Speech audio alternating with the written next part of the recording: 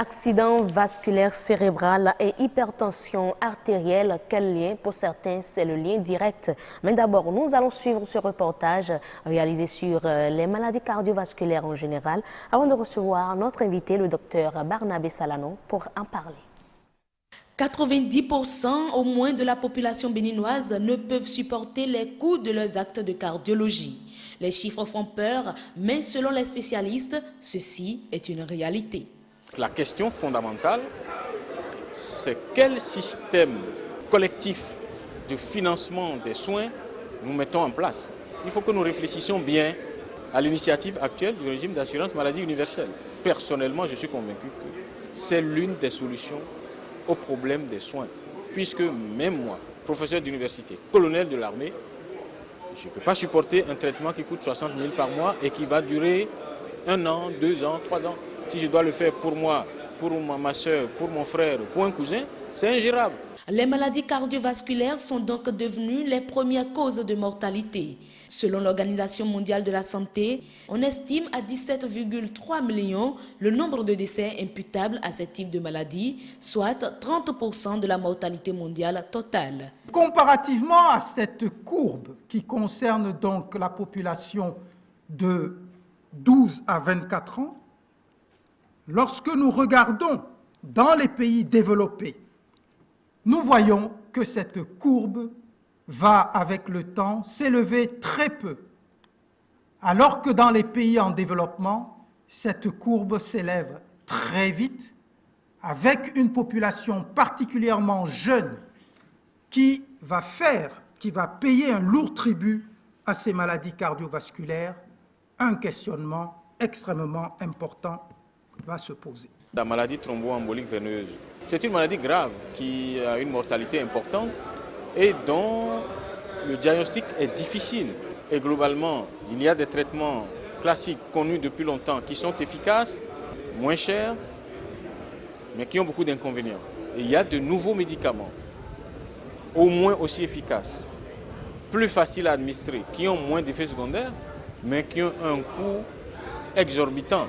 Des 17,3 millions de décès d'MVC, l'OMS, à travers ses statistiques de 2008, estime que 7,3 millions sont dus à une cardiopathie coronarienne et 6,2 millions à un accident vasculaire cérébral. Plus de 80% des décès interviennent dans des pays à revenus moyens ou faibles et touchent presque à égalité hommes et femmes. Conséquence, la baisse de la main-d'œuvre et la chute de l'économie nationale. D'ici 2030, il est à noter que près de 23,3 millions de personnes mourront d'une maladie cardiovasculaire, cardiopathie ou AVC principalement, et on va enregistrer 9,4 millions de décès chaque année, soit 16,5% de l'ensemble des décès peuvent être attribués à l'hypertension artérielle. Et voilà, retour en plateau, quelques chiffres qu'on a pu obtenir, des chiffres qui font peur, 6,2 millions de décès liés à l'accident, aux accidents vasculaires cérébraux et des accidents qui surviennent en général dans des pays en voie de développement comme le Bénin. Il importe donc d'aborder la question et pour en parler, nous avons sur ce plateau le docteur Barnabé Salano, il est le directeur du Centre de cardiologie électropique. Docteur, merci d'être avec nous. C'est moi plutôt. Alors, vous avez suivi ce reportage avec nous, des chiffres qui font peur, comme je le disais tantôt. Si on va faire le lien entre l'hypertension artérielle et les AVC, qu'est-ce qu'on peut dire? Merci Heureuse. Effectivement, ce sont des chiffres qui font froid dans le dos. Bien sûr. Dans des pays à faible revenu comme le nôtre. Oui. Et c'est pourquoi... Avec un plateau technique de Moyen-Âge, comme vous aimez bien le dire, le qualifier. Bon. Alors donc, le problème de l'hypertension artérielle est un problème majeur de santé cardiovasculaire. Okay. Et en ce sens que nous sommes jeunes, nous sommes une population jeune. Oui. Et c'est cette population-là qui est confrontée à l'émergence de cette pathologie qui tue, qui fait beaucoup de ravages. Alors, vous imaginez, comme j'ai dit, l'accident vasculaire cérébral est un mode de complication, est une complication particulièrement fréquente chez les hypertendus, notamment chez les Africains au sud du Sahara. Mais pourquoi cette cible-là? Chez tous ceux qui sont, même les Afro-Américains aussi, sont sujets à cette complication. Mais fréquemment au sud du Sahara. Non, on se rend compte que je n'aime pas nous qualifier de noirs, parce que moi, je ne suis pas noir. Je suis africain, c'est ça. Alors, donc, le noir, c'est le charbon. Le noir, c'est le sombre, c'est tout ce que vous voyez. Là, regardez votre portable. Oui. Donc, ok, oui.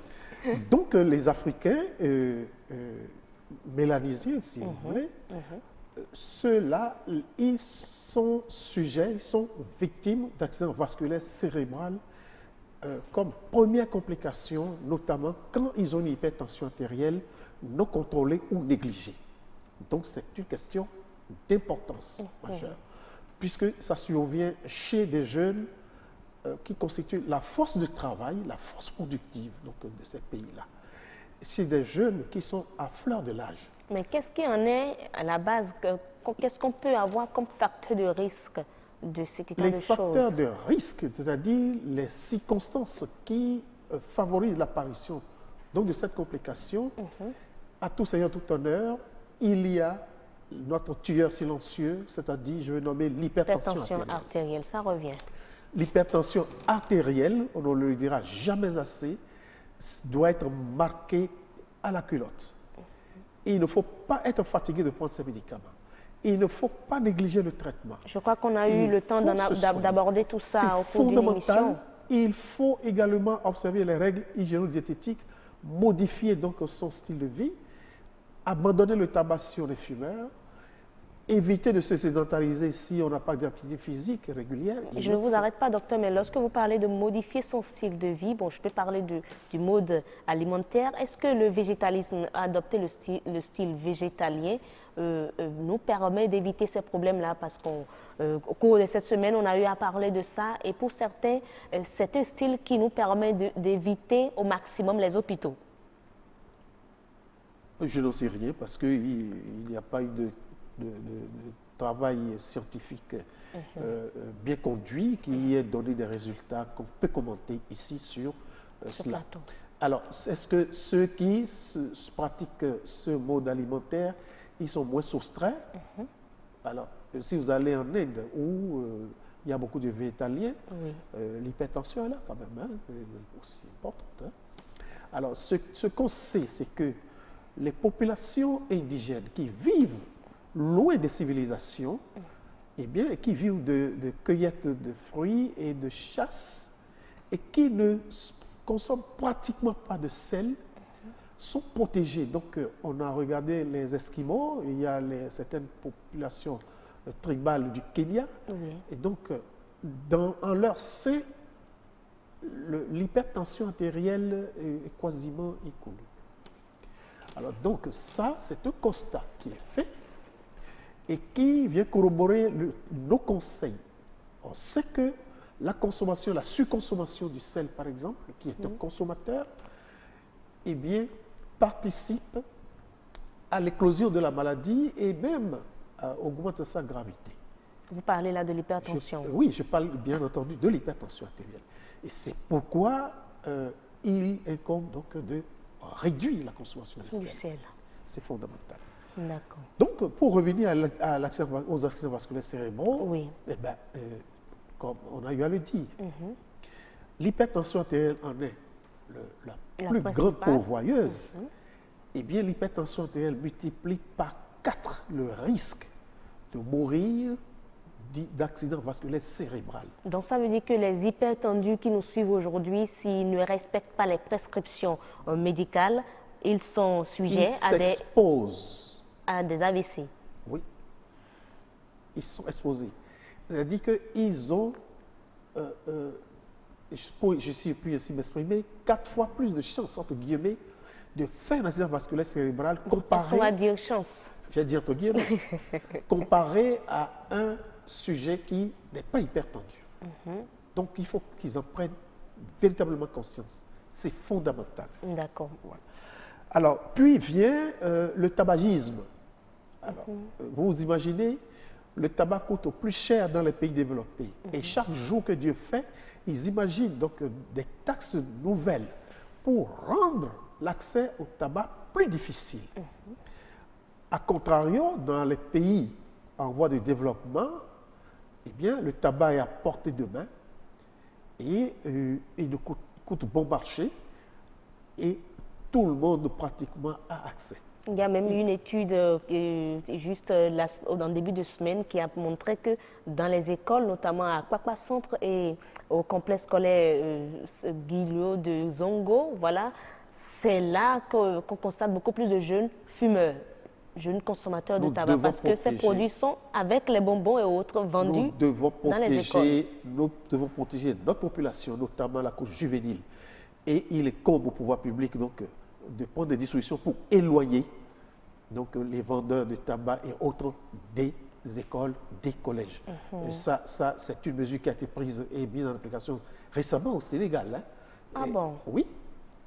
Aucun débit de boisson, aucun vendeur de tabac ne doit être installé à moins de 200 mètres, si je m'en souviens bien, d'un établissement scolaire. Donc, il faut les éloigner. C'est fondamental. Alors, donc, le tabac multiplie par 2 le risque de mourir d'un accident vasculaire cérébral. Vous voyez? Et puis après vient le diabète et puis les anomalies lipidiques. Qu'est-ce que vous appelez anomalie lipidique? Anomalie lipidique, donc, c'est l'augmentation des taux de graisse dans le sang. Et ceci est lié pour une bonne part à l'alimentation et pour une certaine part à l'hérédité, parce qu'il y a des gens qui naissent avec ces anomalies-là. Donc, eux également, ils ont un certain risque de faire un accident vasculaire cérébral. Puis maintenant, les jeunes qui s'adonnent à la toxicomanie, donc qui consomment les drogues dures et autres héroïne ou cocaïne ou autres marijuana, ils peuvent faire donc, avec une tension parfaitement normale un accident vasculaire cérébral. Et ça, c'est établi. Donc, il faudra qu'on soit regardant par rapport à ces facteurs de risque-là. Nous devons les normaliser, nous devons aller dans l'effort de les normaliser et pour amoindrir donc, le risque de survenue d'un accident vasculaire cérébral. Alors, je sais que la semaine passée, vous parliez, ou en début de cette semaine, bien sûr, le lundi, vous parliez de la démence. Oui, tout à fait. Qui a également son rapport avec les AVC. Comment cela peut s'expliquer? Vous savez, nous disions lundi dernier qu'il y a 2 types d'accidents vasculaires cérébraux globalement. Il y a les accidents vasculaires cérébraux ischémiques, c'est-à-dire qui surviennent après qu'un caillot de sang aura bouché le tuyau qui alimente le secteur du cerveau que dessert ce morceau d'artère ou de veine. Alors, au-delà de 6 heures de temps, cette partie-là meurt. C'est ce qu'on appelle accident vasculaire ischémique. C'est comme si la partie mourait d'inanition. Bon. C'est la forme la plus fréquente. Ça représente plus de 80% des accidents vasculaires cérébraux. Puis à côté, il y a les formes où un morceau d'artère ou de veine éclate. Ça, c'est les formes hémorragiques. Oui, je vois. Alors, pour revenir à votre question, les accidents vasculaires cérébraux ischémiques concernent différents calibres d'artères. Les artères minuscules, dont certaines sont invisibles à l'œil nu, lorsqu'elles se bouchent, alors, vous savez que ça enserre ou vascularise l'ensemble du cerveau. Lorsque ces artères-là se bouchent, ça intéresse pratiquement tout le cerveau. Ça crée ce que nous appelons les lacunes. Donc, il y a des myriades, de milliers de micro-artères qui sont bouchées. Et donc, les fonctions du cerveau sont perturbées dans leur ensemble. À côté d'une artère de calibre moyen qui est obstruée par un caillot, lorsque cette artère est désobstruée, vous convenez avec moi que les dégâts sont circonscrits. À l'opposé de l'autre où c'est comme si on a essaimé tout le cerveau de petits trous qu'on appelle lacunes. Là, les fonctions du cerveau sont gravement perturbées et ça aboutit, bien sûr, aux démences. D'accord. Voilà, ça se voit chez les lacunaires. Parce que l'AVC ischémique qui concerne, par exemple, un vaisseau donné, eh bien, c'est un territoire localisé qui est concerné. Et donc, une perturbation partielle des fonctions du cerveau. D'accord.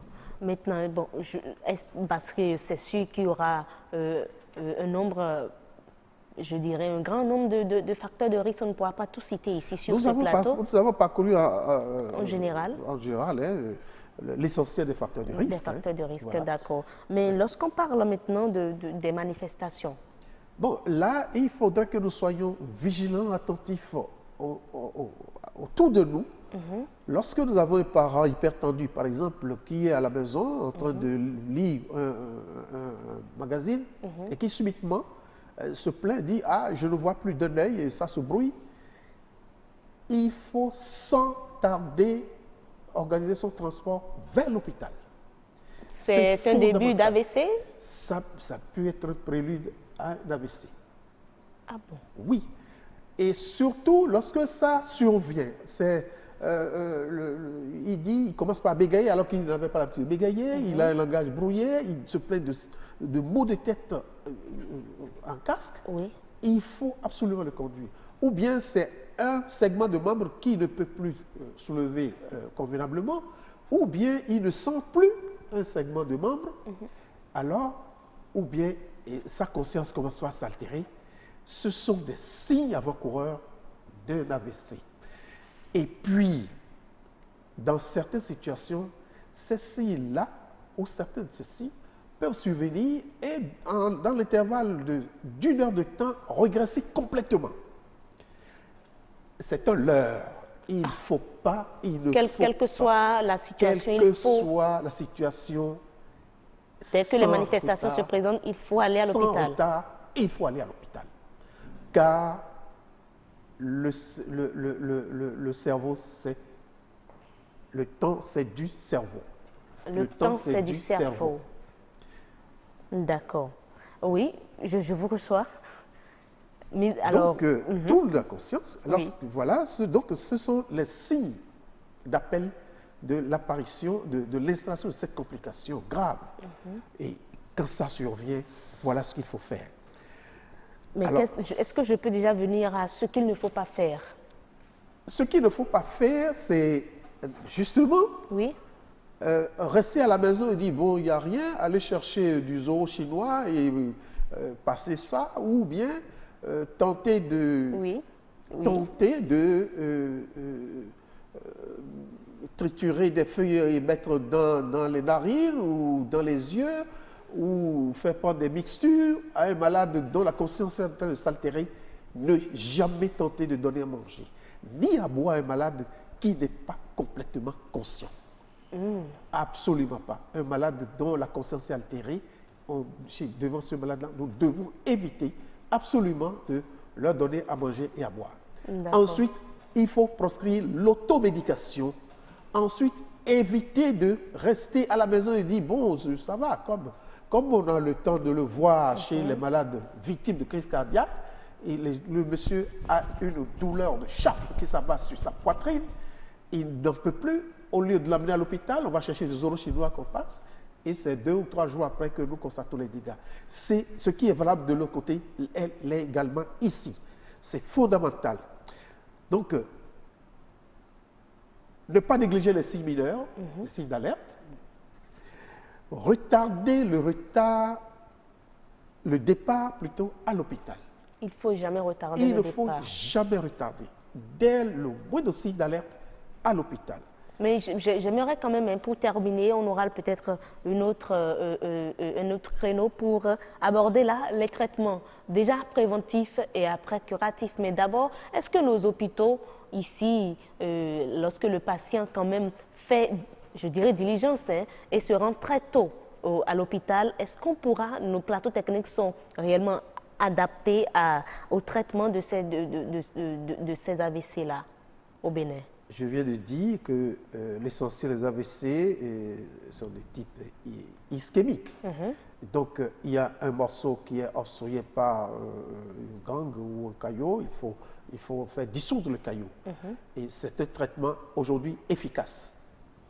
Mais il faut, avant ça, établir le diagnostic et savoir que c'est ischémique. Et il faut organiser un parcours de soins opérationnels efficace, ce qui n'existe pas aujourd'hui. Et donc ça, il va falloir que les pouvoirs publics réfléchissent sérieusement à la question, parce qu'aujourd'hui, il y a des normes internationales de prise en charge des malades. C'est ce que nous appelons les guidelines ou les recommandations des sociétés savantes qui créent les canevas. Donc aujourd'hui, nous ne respectons pas, non pas parce que nous ne savons pas, mais comme vous l'avez si bien dit, nous avons un plateau technique désuet. Merci docteur, c'est sur ces propos-là qu'on va mettre un thème à Matin Santé de ce jour. Le temps de vous retrouver comme d'habitude le vendredi prochain, si vous le permettez bien. Merci. Merci. Est-ce qu'on peut avoir un contact si c'est possible? Tout à fait. Docteur Salano est joignable au numéro 97 90 39 42. 97 90 39 42 pour vous contacter. Merci beaucoup, docteur. Bon retour chez vous. Excellent week-end à vous. Merci, heureuse.